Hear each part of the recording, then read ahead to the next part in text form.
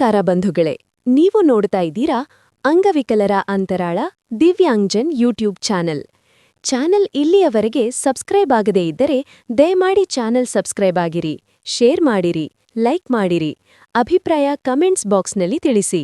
Bell icon ಒತ್ತುವುದನ್ನು ತಪ್ಪದೇ ಮರೆಯದಿರಿ. Like button ಒತ್ತಿದರೆ ಹೈಪ್ ಬಟನ್ ಬರುತ್ತದೆ, ಅದನ್ನು ಒತ್ತಿ ಚಾನೆಲ್ ಪ್ರೋತ್ಸಾಹ ನೀಡಿ.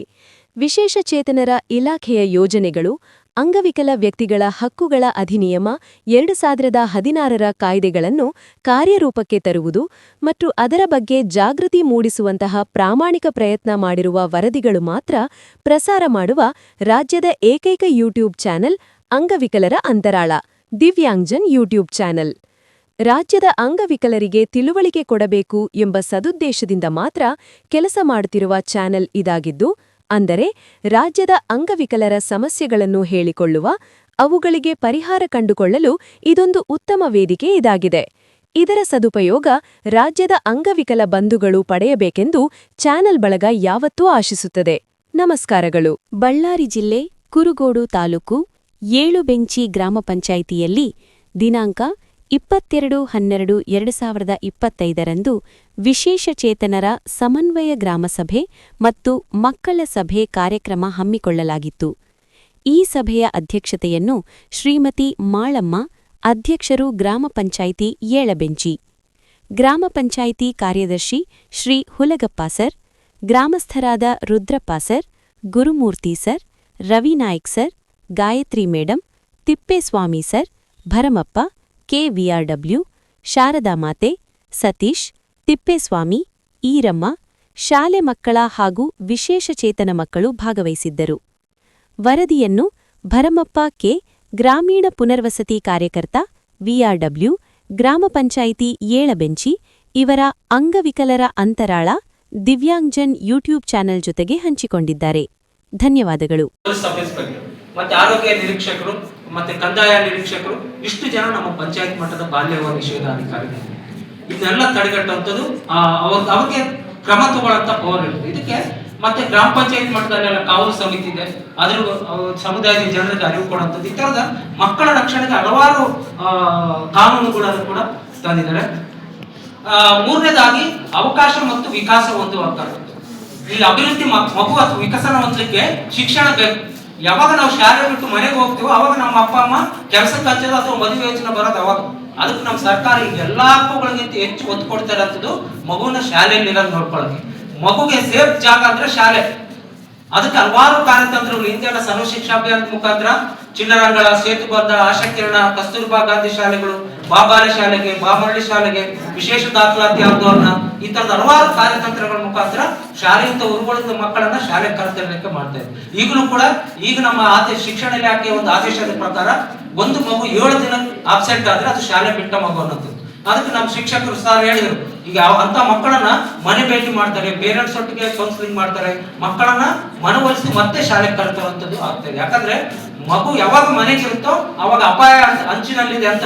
ಈಗೆಲ್ಲ ಚೈಲ್ಡ್ ಲೇಬರ್ ಆಗ್ತಾರೆ, ಅಥವಾ ಏನೋ ಒಂದು 15 ದಿನ 20 ದಿನ ಬರ್ಲಿಲ್ಲ ಮಗು ಅಂತ ಹೇಳಿದ್ರೆ, ವಿಶೇಷವಾಗಿ ಹೆಣ್ಮಗು ಮನೇಲಿ ಏನೋ ಒಂದು ತಯಾರಿ ನಡೀತಾ ಇದೆ ಅಂತ ಅರ್ಥ. ಅದಕ್ಕೆ ಮಕ್ಕಳು ಶಾಲೆಯಲ್ಲಿ ಇದ್ರೆ ಸುರಕ್ಷತೆ ಹೋಗ್ಬೇಕಾಗಿರುತ್ತೆ. ಅದರಲ್ಲಿ ಮೇನ್ ಅಂತ ಹೇಳಿದ್ರೆ 18 ವರ್ಷ, ಅದು ಗಂಡು ಹೆಣ್ಣಾಗ್ಬೋದು, ಯಾವುದೇ ಮಗುವಿನ ಮೇಲೆ ಮಾನಸಿಕ ದೈಹಿಕ ದೌರ್ಜನ್ಯಗಳಾದ್ರೆ ಎಲ್ಲಿಂದ 3 ವರ್ಷ, ಕನಿಷ್ಠ ಮಿನಿಮಮ್ 3 ವರ್ಷದಿಂದ ಮರಣದಂಡನೆ ಶಿಕ್ಷೆಗಳನ್ನು ಕೂಡ ತೆಗೆದುಕೊಂಡು. ಇದು ನೀವು ಮುರುಘಾಶರಣ ಕೇಸ್ ನೋಡಬೇಕು, ಚಿತ್ರದುರ್ಗ ಕೇಸ್ ನೀವು ಇದರಲ್ಲಿ ನೋಡಿರಲ್ಲ, ಇದ್ರಲ್ಲಿ ಬೇಲ್ ಸಿಕ್ಕು ಮತ್ತೆ ಇನ್ನೊಂದರಲ್ಲಿ ಅರೆಸ್ಟ್ ಮಾಡ್ತಾರೆ. ಅದರಲ್ಲಿ ಎಂಥ ಪ್ರಭಾವಿಗಳಾದ್ರೂ ಕೂಡ ಅದರಲ್ಲಿ ಅವ್ರಿಗೆ ಬೇಲ್ ಹಾಕೋದು ಈ ತರ ಪ್ರಸಕ್ತಿಗಳು. ಅದಕ್ಕೆ ಮಕ್ಕಳ ಸುರಕ್ಷತೆಗೆ ಹಲವಾರು ಕಾನೂನು ಕಾಯ್ದೆಗಳು, ಮತ್ತೆ ಬಾಲ ಕಾರ್ಮಿಕ ನಿಷೇಧ ಕಾಯ್ದೆ 1992ಕ್ಕಿಂತ ಇಂಚೆ 86ನೇ ಇಸ್ವಿಯಲ್ಲಿ 14 ವರ್ಷದೊಳಗಿನ ಮಕ್ಕಳು ಬಾಲ ಕಾರ್ಮಿಕರಾಗಿ ದುಡಿಬಾರದು ಅನ್ನೋದು. ಈಗ ನಾವು ಮಕ್ಕಳ ಹಕ್ಕುಗಳು 92 ಜಾರಿಯಾದಾಗಿಂದ ಮತ್ತೆ ಬಾಲ ಕಾರ್ಮಿಕ ನಿಷೇಧ ಕಾಯ್ದೆಗೆ ತಿದ್ದುಪಡಿಸಿದ ಸರ್ಕಾರ. ಯಾವುದೇ 18 ವರ್ಷದೊಳಗಿನ ಮಕ್ಕಳು ಅಪಾಯಕಾರಿ ಕ್ಷೇತ್ರಗಳಲ್ಲಿ ಬಾಲ ಕಾರ್ಮಿಕರಾಗಿ ದುಡಿಯೋದು ಅದು ಅಪರಾಧ. ಯಾರು ಮಕ್ಕಳನ್ನ ಹೊಲಗದ್ದೆಗಳಲ್ಲಿ ಕರ್ಕೊಳ್ತಾರೆ ಅಥವಾ ಹೋಟೆಲ್ ಗ್ಯಾರೇಜ್ಗಳಲ್ಲಿ ಇಟ್ಕೊಳ್ತಾರೆ ಅವ್ರ ಮೇಲೆ ಕಾನೂನು ಪ್ರಕಾರ ಕ್ರಮ ತಗೊಳ್ಳುತ್ತದೆ ಬಾಲ ಕಾರ್ಮಿಕ ನಿಷೇಧ ಕಾಯ್ದೆ. ಮತ್ತೆ ಬಾಲ್ಯ ವಿವಾಹ ನಿಷೇಧ ಕಾಯ್ದೆಗೆ ಬಂದ್ರೆ 1929ರಲ್ಲೇ ಬಾಲ್ಯ ವಿವಾಹ ತಡೆಗಟ್ಟೋದಕ್ಕೆ ಕಾನೂನು ಇತ್ತು. 29ನೇ ಇಸ್ವಿಯಲ್ಲೇನೆ ಆದ್ರೂ ಕೂಡ ಈ 2006ರಲ್ಲಿ ಮತ್ತೆ ಅಮೆಂಡ್ಮೆಂಟ್ ಮಾಡ್ತಾರೆ. ಯಾಕಂದ್ರೆ ಅವಾಗ 1929ರ ಕಾಯ್ದೆಯಲ್ಲಿ ಏಜ್ ಮ್ಯಾಂಡೇಟರಿ ಇದ್ದಿಲ್ಲ, ಇಷ್ಟೇ ವರ್ಷ ಇರಬೇಕು ಅನ್ನೋಂಥದ್ದು. ಅದಕ್ಕೆ 2006ರಲ್ಲಿ ಸರ್ಕಾರ ಸ್ಟ್ರಿಕ್ಟ್ ಆಗಿ ಒಂದು ಕಾನೂನು ತರುತ್ತೆ, ಬಾಲ್ಯ ನಿಷೇಧ ಕಾಯ್ದೆ. ಅದರಲ್ಲಿ ಏಜ್ ಮಾಡ್ತಾರೆ, ಹೆಣ್ಮಕ್ಳಿಗೆ 18 ವರ್ಷ ಪೂರ್ಣ ಆಗಿ 19 ವರ್ಷಕ್ಕೆ ಬಿದ್ದಿರ್ಬೇಕು. ನಮ್ಮ ಕಡೆ ಕೆಲವು ಈ ಬಾಲ್ಯವಿವಾಹ ಆ ನಿಟ್ಟಿನಲ್ಲಿ 0 ವಯಸ್ಸಿನಿಂದ 18 ವರ್ಷದೊಳಗಿನವರು ಎಲ್ಲರೂ ಕೂಡ ಮಕ್ಕಳು ಅನ್ನೋದು, ಅದು ಈ ಮಕ್ಕಳ ಹಕ್ಕುಗಳ ಒಡಂಬಡಿಕೆಯಲ್ಲಿ ಬರುತ್ತೆ. ಇದರಲ್ಲಿ ಒಟ್ಟಾರೆ 4 ಹಕ್ಕುಗಳಿದಾವೆ. ಒಂದು ಬದುಕುವ ಹಕ್ಕಿದೆ. ಯಾವ ಹಕ್ಕು ಮಗುಗೆ? 2 ರಕ್ಷಣೆಯ ಹಕ್ಕು. 3 ಅವಕಾಶ ಮತ್ತು ವಿಕಾಸ ಹೊಂದುವ. 4 ಭಾಗವಹಿಸುವ.